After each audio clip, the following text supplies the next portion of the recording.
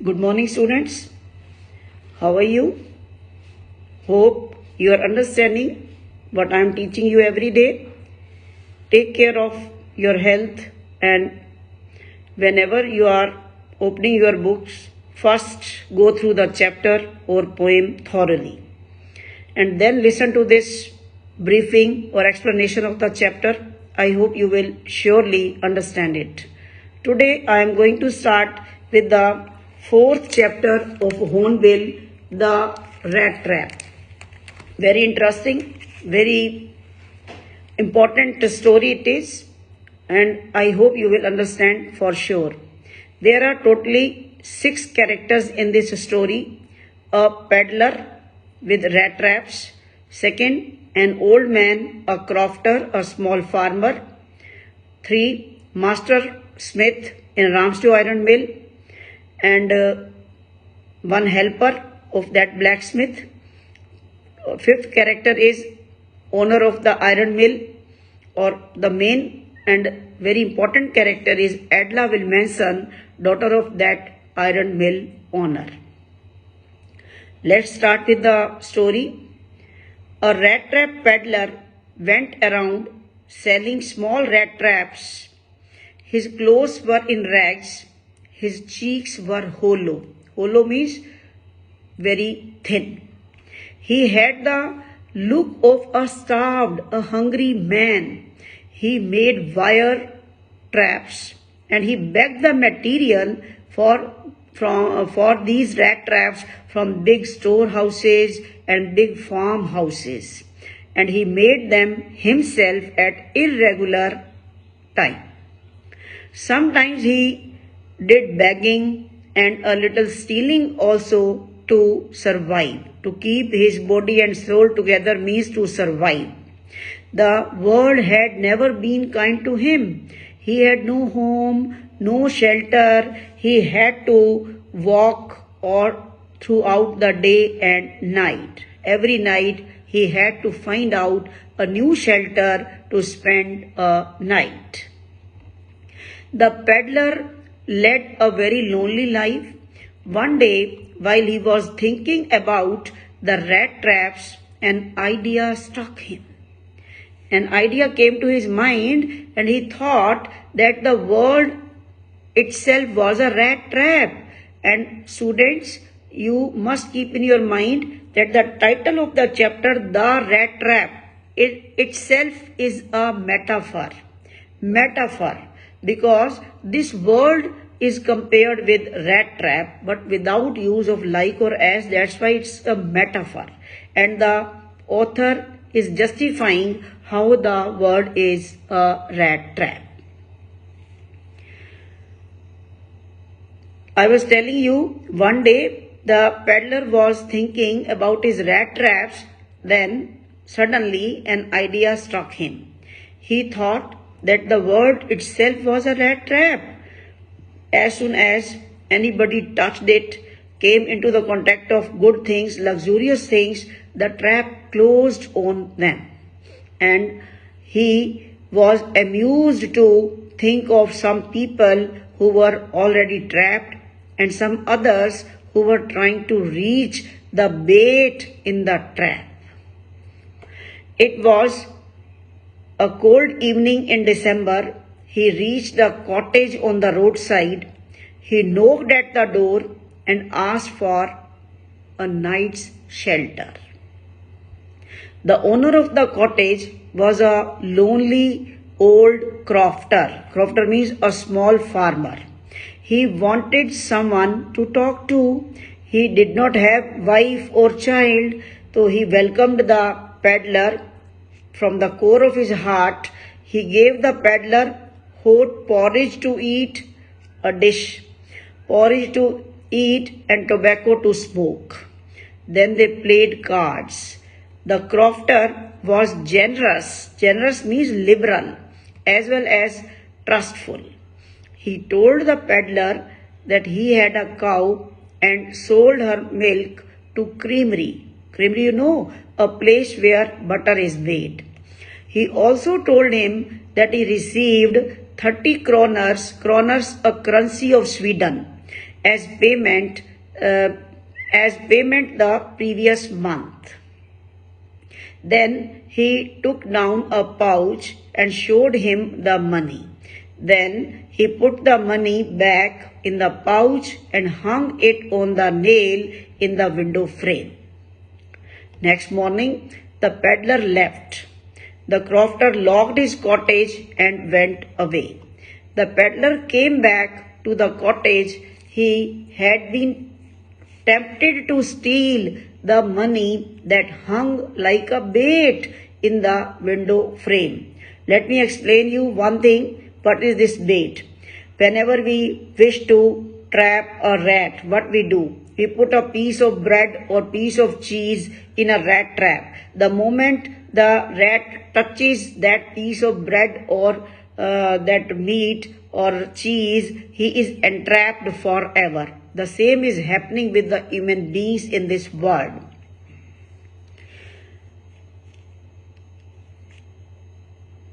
I was telling you that the peddler went on his way after thanking the host.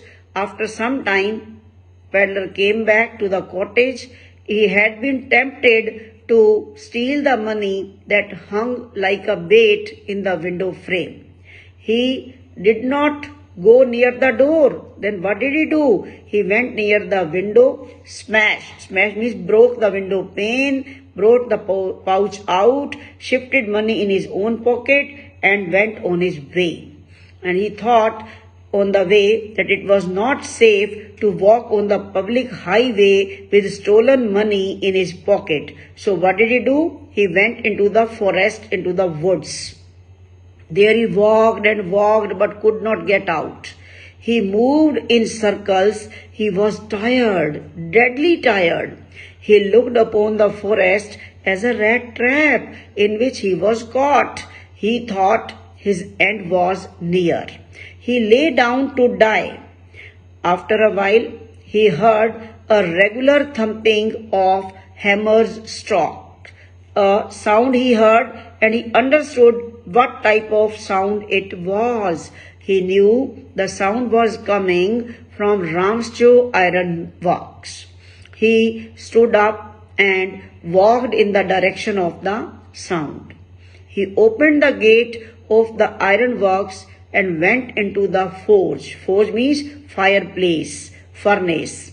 The owner came on his nightly rounds and noticed the ragged person near the furnace.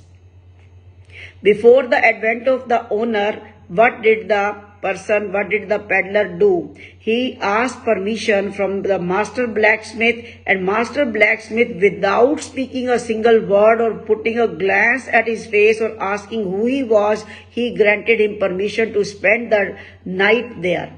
But the iron master could not repeat the example of the master blacksmith. So what did he do? He went near that ragged person and he looked intently, very keenly at his face. He felt sure that the peddler was one of his old regimental comrades. Comrades means friends. And Captain von Stolle, who had fallen on evil days, on bad days. He invited the peddler to go home with him for Christmas. But the peddler was alarmed. He was frightened. He thought it was risky for him to accept the offer. He firmly, clearly declined it. He refused. He denied to go to Ironmaster's place. The Ironmaster went back home. So what did he do? The Ironmaster sent his daughter Edla to persuade, to convince the peddler to come home. She spoke very gently, very modestly, very politely to him. And the peddler felt confidence. He trusted the girl at once and agreed to go with her. On the way, he was sorry to have stolen the crofter's money that had put him in a trap. And very bad thoughts were coming to his mind. Something worse will happen now. The ironmaster was happy to have his old regimental comrade under his roof, at his place. He planned to feed him well and give him some respectable job also. The servant cut the peddler's hair, shaved him, and gave him a good bath. After bathing or dressing up, the peddler appeared in a fine suit of ironmaster. But when the ironmaster looked at him in the broad daylight, he felt that he had made a big mistake in the dim light of furnace.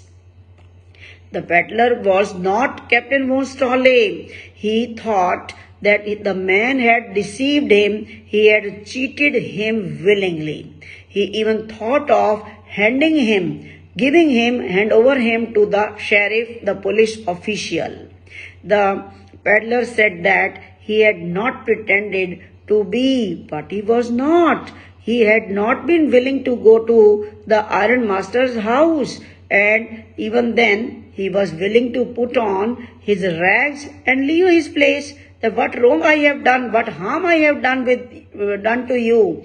And he also told the ironmaster that the world was a rat trap, and he himself might one day be tempted by a big bait and get caught in the trap. That one day you will also come across a big man, a powerful man, and who will entrap him in the same way. The ironmaster ordered him to leave at once. Edla did not like her father's asking the poor peddler to leave in this way. She thought it was unfair to turn away the man whom they had invited. She wanted to have the joy of entertaining a homeless wanderer on Christmas Eve. She stopped the peddler, and her father agreed to it. Edla served food to the peddler. He was given Christmas presents which he thankfully received.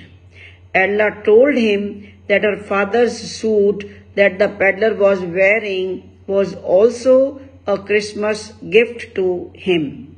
She assured him that he would be welcomed again if he liked to spend the next Christmas Eve with them. Next morning, the ironmaster and his daughter went to church. There they came to know that the peddler was a thief. He had robbed the crofter.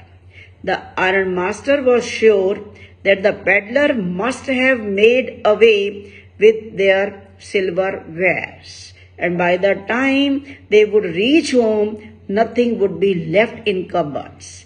Edla was very dejected, very sad, but when they reached home, they came to know that peddler had left, but he had not taken away anything. On the other hand, he had left a Christmas gift, a Christmas present for Edla. Edla opened the present, and it was a tiny rat trap. Edla was happy to see that the peddler had left the crofter's money behind. There was a letter also, and it was addressed to whom? To Edla Wilmanson. He thanked her for her kindness, for her good behavior. He wanted to repay her kindness, so he had left the crofter's money and had requested her to return it to the crofter. He said he had been raised to captain. That was why he could come out of the rat trap in which he had been caught, and he signed the letter as Captain von Stolle. It means he wants to show his gratitude towards Edla for her good behavior, which raised him and which made up his mind to improve himself, to change the course of his life, and that's why he signed himself as Captain von Stolle. He did not wish that Edla should be humiliated by anyone, by calling him thief on the occasion of Christmas. Students, it is a long chapter. I suggest you all go through the story thoroughly. There are 12 pages. Today's homework is go through the story, and it is very interesting and easy one. You will understand, and tomorrow I will send you the notes. There are 21 questions of this chapter. Tomorrow you will do. First, promise me today you will go through the story, complete story.